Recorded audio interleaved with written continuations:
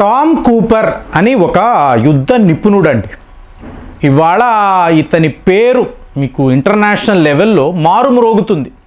ఎందుకు అంటే ఆపరేషన్ సింధూర్పై ఇతను చేసిన పరిశోధనలు ఇవాళ ఒక పుస్తకముగా కూడా వీళ్ళు విడుదల చేయబోతున్నారు. చూడండి, 4 రోజులు భారత్ పాకిస్తాన్పై చేసిన దాడులు అంటే మే 7వ తారీఖు నాకు బాగా గుర్తుంది. నేను అప్పుడు హరిద్వార్లో ఉన్నాను. కేదార్నాథ్ బద్రీనాథ్ యాత్ర ఈ టైంలో ఇది స్టార్ట్ అయ్యింది. సో ఈ మే 7వ తారీఖు నుంచి మే 10వ తారీఖు 10 గంటల దాకా, అంతే, ఉదయం 10 వరకేనండి. మీకు 12ంటికి పాకిస్తాన్ వైపు నుంచి శరణు మమ్మల్ని విడిచిపెట్టండి, చాలా భీకరంగా ఉంది మీ దాడులు, మమ్మల్ని కాపాడండి, మేము లొంగిపోతున్నాము. ఓవర్ ద ఫోను మన ఇండియన్ మిలిటరీకి వాళ్ళు ఇన్ఫామ్ చేశారు. సడన్గా మధ్యాహ్నం యుద్ధము అనేది ఆగిపోయింది. 4 రోజులు అంటే మనము ఏం చేస్తే పాకిస్తాన్ వాడు సడన్గా లొంగిపోయాడు. విచిత్రం ఏంటంటే టామ్ కూపర్ ఎన్డీటీవీకి ఇచ్చిన ఇంటర్వ్యూలో ఈ వివరాలంతా ఆయన చెప్తున్నాడు. నేను కీన్గా అబ్జర్వ్ చేశానండి.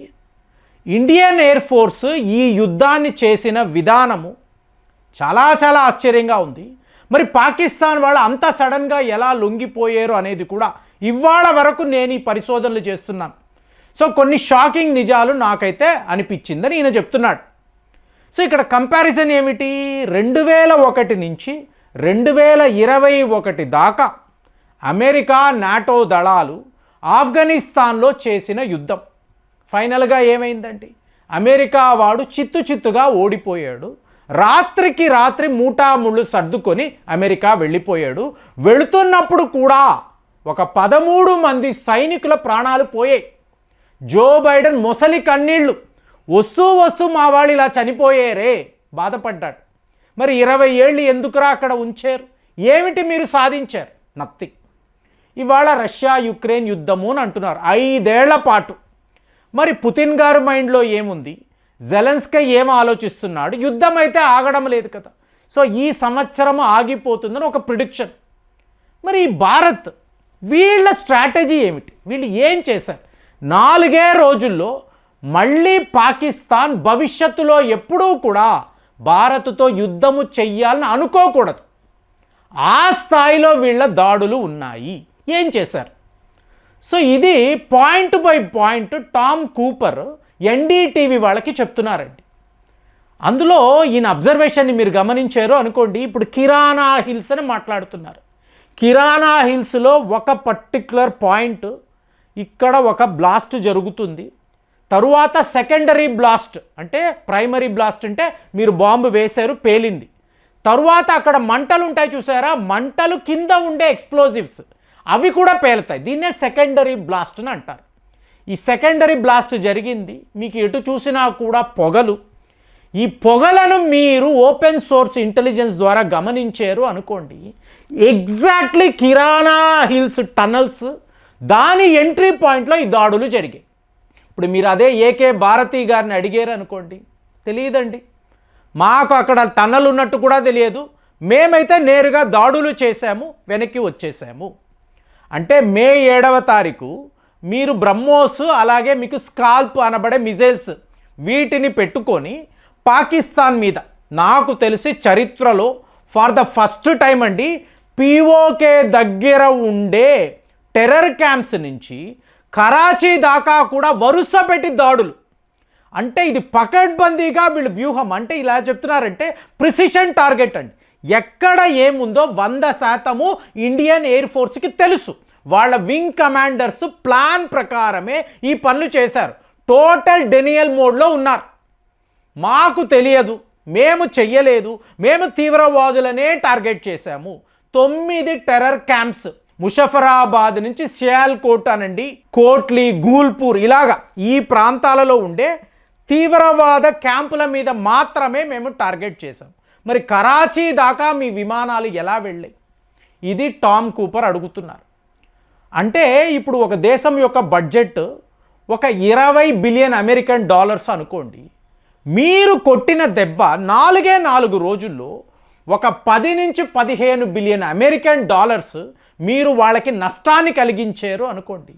మళ్ళీ ఆ దేశం కోలుకోగలదా? మళ్ళీ వాళ్ళు యుద్ధానికి రెడీ అనగలరా? అసలు ఇది చెయ్యగలరా? ఇంపాసిబుల్. సో ఇప్పుడు ఈయన చెప్తున్న కిరాణా హిల్స్ అంటే పాకిస్తాన్ వాడు పదే పదే భారత్ను ఎలా బెదిరిస్తాడండి? మేము మీపై అణు అస్త్రాలు వాడతాము, మేము మునిగిపోతే మాతో పాటు సకానికి సగం ఈ ప్రపంచాన్ని అంటే ఏంటి, భారత్ను ముంచేస్తాము. 140 కోట్ల పాపులేషన్ కదా, సో మాతో పాటు భారత్ కూడా మునిగిపోతుంది, అలా చెయ్యగలము అని చెప్పి అసీం మునీర్ పదే పదే చెప్తాడు. అవునా? కానీ ఇక్కడ వీళ్ళు ఏం చేశారు? కరెక్ట్గా కిరాణా హిల్స్లో అణు అస్త్రాలు ఉన్నాయని బాగా తెలుసు. చెప్తున్నా ఫ్రెండ్స్, మన వాళ్ళు ఇవాళ కూడా ఈరోజు కూడా ఇండియన్ ఎయిర్ ఫోర్స్ యొక్క మీరు అధికారులను అడగండి, మాకు తెలియదు అనే అంటారు. కానీ అంత పెద్ద కొండ, ఆ కొండలో ఒక టన్నల్, అక్కడ పాకిస్తాన్కి సంబంధించిన అణు అస్త్రాలు ఉన్నాయి, స్టాక్ పైల్ అనేది ఉంది. సో వీళ్ళు అండర్ గ్రౌండ్లో దాచిపెట్టారు. మరి ఇంతంత పెద్ద కొండల్లో పలానా దగ్గరే ఎంట్రీ పాయింట్ ఉంటుంది, నేరుగా అక్కడికి వెళ్ళి బ్రహ్మోస్తో కొట్టాలి, మీకు ఎలా తెలిసింది? నేను అడగడం లేదు, టామ్ కూపర్ అడుగుతున్నారు. అడగడంగా ఆయన చెప్తున్నాడు, ఎంత ప్లాన్ చూడండి. సో ఇది అమెరికానో రష్యానో ఎప్పుడు కూడా చెయ్యలేదు. ఈ భారతీయులకి తెలివితేటలు ఎలా వచ్చాయి? ఇండియన్ ఎయిర్ ఫోర్స్ వాళ్ళు ఇంత ప్రిసిషన్ టార్గెట్స్ని ఎలా ఎంచుకున్నారు? ఇప్పుడు పాకిస్తాన్ వాడి పరిస్థితి ఏమిటి? వాడు అక్కడ నుంచి పారిపోవడమే. ఎందుకంటే బ్రహ్మోస్లు వరుసగా వచ్చి పడుతున్నాయి కదా, వాడు అక్కడ ఉండలేడు. అంటే అణు అస్త్రాలనంతా విడిచిపెట్టేసి ఎటో పారిపోతే ఇప్పుడు దాన్ని వాడు ఎలా వాడగలడు? ఇదే టామ్ కూపర్ అడుగుతున్నాడు.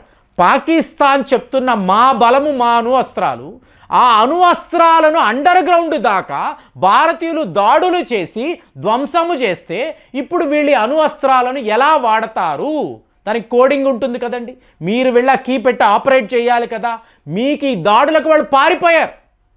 ఆఖరికి అమెరికా వాడు పదే పదే మనకు ఫోన్లు చేసి ఆపేయండి, చాలా ప్రమాదములో పాకిస్తాన్ ఉంది అంటే మనము తలుచుకుంటే, టామ్ కూపర్ చెప్పడము, భారతీయులు తలుచుకుంటే ఆ గంటల్లో పాకిస్తాన్ని లేకుండా చేసేవాడు.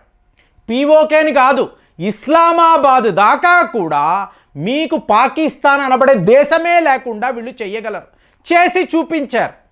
కానీ ఇక్కడ జరిగింది ఏమిటి? ఆ రేడియేషన్ అనేది ఎంత ప్రమాదం అని అమెరికా వాడు మీరు దాడులు చేశారు, మేము పాకిస్తాన్కి సపోర్ట్గా నథింగ్ అండి. ఆ రేడియేషన్ ఒక్కసారి ఓపెన్ అప్ అయితే పాకిస్తాన్తో పాటు భారత్కి కూడా ప్రమాదము కదా, దయచేసి ఆపేయండి అని అమెరికా పాకిస్తాన్ పదే అయితే ముందు ఆ పాకిస్తాన్ వాళ్ళ ఆ డైరెక్టర్ జనరల్ వాళ్ళ అధికారులు వాళ్ళు ఫోన్ చేయమనండి, వాళ్ళు మమ్మల్ని అడగమనండి, అప్పుడు మేము ఏం చెయ్యాలో చెప్తాము అంటే అప్పుడు వాళ్ళు మన శరణు కోరారు. అంటే మే 10వ తారీఖు 10 గంటల దాకా కూడా ఉదయం మన దాడులు కంటిన్యూ అవుతూనే ఉన్నాయి. ఆపాలి అనే ఉద్దేశం మనకు లేదు, ఆ మూడ్లో మనం లేము. పహల్గామ్లో జరిగిన దానికి ప్రతీకారం ఏ స్థాయిలో ఉండింది అంటే ఇవాళ పాకిస్తాన్కి ఇంకొక 10 ఏళ్ళు పడుతుంది. ఏంటి, అమెరికా చైనా వీళ్ళందరూ కలిసి ఆయుధాలు ఇచ్చి వాడిని ఆదుకోవాలన్నా కూడా 10 ఏళ్ళు పడుతుంది. అలాంటిది వాడు 12ంటికి మనకు ఫోన్లు చేసి అయ్యా బాబు ఆపేయండి అన్నాడు. ఎందుకు ఇలా అన్నాడు అనే ఆ ప్రశ్నకు జవాబు టామ్ కూపర్ ఏమంటున్నారు? మీకు ఇది ఒక డిసిసివ్ యాక్షన్ అండి. భారత్ తలచుకుంటే మా సుపీరియారిటీ ఎలాంటిది అంటే పాకిస్తాన్ వద్ద ఉండే యుద్ధ విమానాలు, వాళ్ళ మిజైళ్ళు ఇవన్నీ టోటల్గా అవుట్డేటెడ్. చైనా వాడి యొక్క JF-17 వాళ్ళు వాడారు, అది కూడా పని చేయలేదు. ఇక అమెరికా వాడైతే F-16 గ్వాదార్ దగ్గర దాచిపెట్టారు. ఎందుకు? బలూచిస్తాన్ మీద దాడులు చెయ్యకూడదు. కారణాలు అందరికీ తెలుసు కదా. అంటే ఇది ఎంత ప్లాన్డ్గా వీళ్ళు చేశారు అంటే ఏ రష్యాను అమెరికా ఎప్పుడూ ఊహించని ఒక యుద్ధాన్ని మీకు ఇండియన్ ఎయిర్ ఫోర్స్ చేసి చూపించింది. దాంతో పాకిస్తాన్ పరిస్థితి ఏమిటి? ఈ జన్మలో మనము భారత్తో యుద్ధము చెయ్యలేము, చేసి గెలవడము అనేది జరగదు. దీనిని ఇవాళ ఒక అఫెన్సివ్ యాక్షన్గా భారత్ చేసి చూపించింది కదా అని చెప్పి ఈయన NDTVకి ఇచ్చిన ఇంటర్వ్యూలో ఈ పుస్తకములో రాయబోతున్న విషయాలను కూడా ప్రస్తావించడము, మన యుద్ధ నీతి ఎలా ఉందో ప్రపంచానికి చెప్పడము అద్భుతంగా అనిపించింది. మరి మీకు కూడా అలాగే ఉందా? కామెంట్స్లో రాయండి. మళ్ళీ వచ్చే వీడియోలో కలుద్దాం. జై హింద్.